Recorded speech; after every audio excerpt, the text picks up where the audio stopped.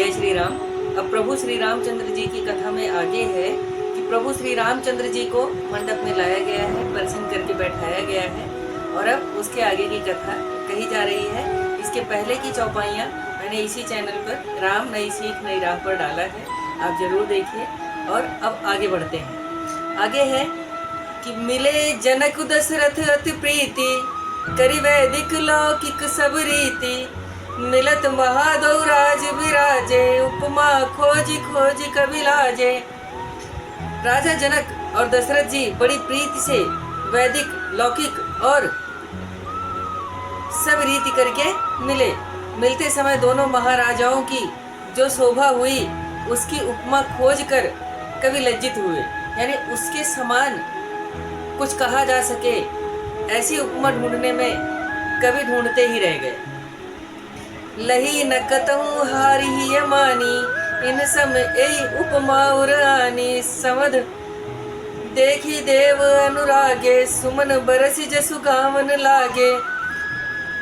जब कहीं उपमा नहीं पाया तब मन में हार मान ली और मन में यह मान लिया कि इनके समान यही है, यानी दो समधी हैं, दोनों समान हैं, राजा दशरथ जी भी और राजा जनक जी भी। तो सबसे अच्छी उपमा उनको यही लगी कि इनके समान यही दोनों हैं।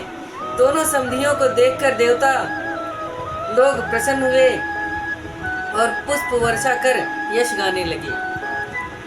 जगु विरंच उपजावा जब ते, देखे सुने ब्याह बहुत अब ते, सकल भांति सम साजु समाजु, सम समधि देखे हम आजू। देवतागण कह रहे हैं कि ब्रह्मा जी ने जब से जगत का सृजन किया है तब से ब्याह बहुत सारे देखे सुने, परंतु सब भांति से समान साज समाज के बराबर और एक बराबर समधी हमने आज देखे हैं। देव गिरा सुनि सुंदर साची, प्रीति अलौकिक दुह दिशि माची, देत पावड़े अरघ सुहाए, सादर जनक मंड पहल्याए। देवताओं की सुंदर और सच्ची वाणी सुनकर दोनों ओर अलौकिक प्रीति छा गई। सुंदर पावड़े और अर्घ देते हुए राजा जनक सहित राजा दशरथ जी को बड़े ही आदर के साथ मंडप में लिवा करके आते हैं।